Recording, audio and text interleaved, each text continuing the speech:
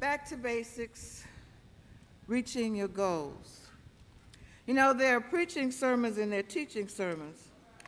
And for graduation Sunday, I was given a teaching sermon. A goal is a line or a place at which a race or a trip ends. A goal is an end that one strives to attain. That being said, everyone in this room had the same goal this morning. That was to get here. And you're here. Now you met that goal and you probably have another goal as to what are you going to eat when you leave here and where. See, I know you. Throughout life, there are many goals. To get through and out of school. To get out on our own. You know, leave home.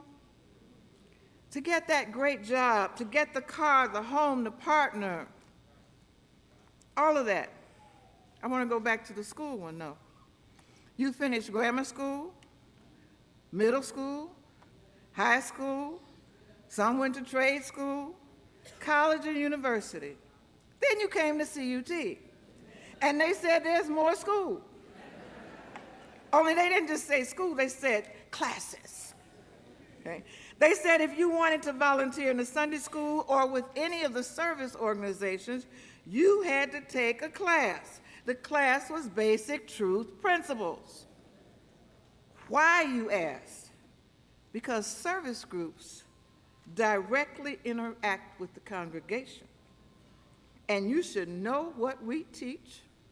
You should know what we believe. Not just know it, but express it. So you take the first class, that's a goal. Because the goal is you want to serve. The second goal is you want to finish the class with no more than 2 absences so you can get the certificate and not have to take it over again. For some, the process started to get good. And you were learning principles that were actually making a difference in your life. So now you got a new goal.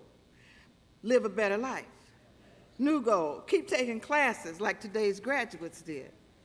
New goal, earn a master's certificate. Goal, go for the Master Plus program. Some have been led and inspired to go even further. Teacher's license, ministerial license. The goal now is to share the principles taught by Jesus the Christ so that others can reach new goals. The goal is to change and improve life experiences. The goal is to set new goals. One goal is never enough. The JCI guiding scripture is 2 Timothy 2:15. Study to show yourself approved unto God. Throughout the Bible, we find that all the main characters had goals. Noah didn't want the ark to spring a leak. Abraham's goal was to trust God when it was time for him to move to a new country. There was Esau, Jacob, Joseph, Moses, Joshua, Judges, Ruth, Samuel, David, the kings, and many others. Sign up for Bible One and you'll learn their stories. Had to get that commercial in there. They all had goals. The prolific writer Paul is the goal setter I want to talk about this morning. In Philippians 3, he lists his goals. 1 was to know Christ. 2 was to know the power of his resurrection. Paul is quick to admit that in spite of all his accomplishments, he has not yet attained that goal. So he said, forgetting what is behind, forgetting the past, he vows to press on toward the prize. His objective, the perfection of the full realization of the Christ within, spiritual growth and understanding and spiritual maturity. It's a process, one step at a time. We learn a principle, we use it, we get excited when it works, and can't stop there. Just getting started. Ultimate goal for us, Christ awareness and expression. Paul, unlike some of us, because some of us, I don't know about you, but I've encountered some super holy people. They're so holy. Paul's not like that. He admits that he's still on the path. He says, I count not myself to apprehend it. I count not myself to have fully grasped. In other words, I'm not yet arrived. There's still room for improvement. Ray Stedman said, the biggest room in the world is the room for self-improvement. I don't know about you, but I'm still in that room. One writer wrote, God's still working on me to make me what I ought to be.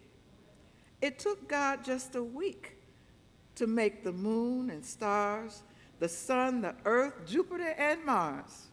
How loving and patient God must be, because God's still working on me.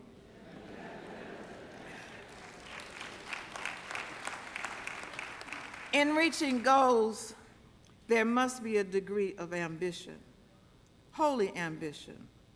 Paul's was to know Christ, to experience the power of that knowledge. Ours is to know Christ. Ours is to understand and accept the divinity of man. That's what we teach. That divinity of man, knowing that the presence of God is already inside of us. We are heir to all that God is. We have to learn how to accept that and then move out on it. With all of his travels and experiences, he was clear that there was more to learn, more to experience. He was, as we are, a work in progress. Then in the 13th verse, he said, this one thing I do, forgetting what is behind. He lets go of the past and presses toward his goal.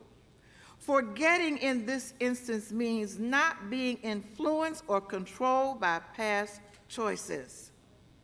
Remember, Paul was a big-time persecutor of the Christians. He had to let that go because that was a past experience. We all have things in our past that we don't want to talk about today.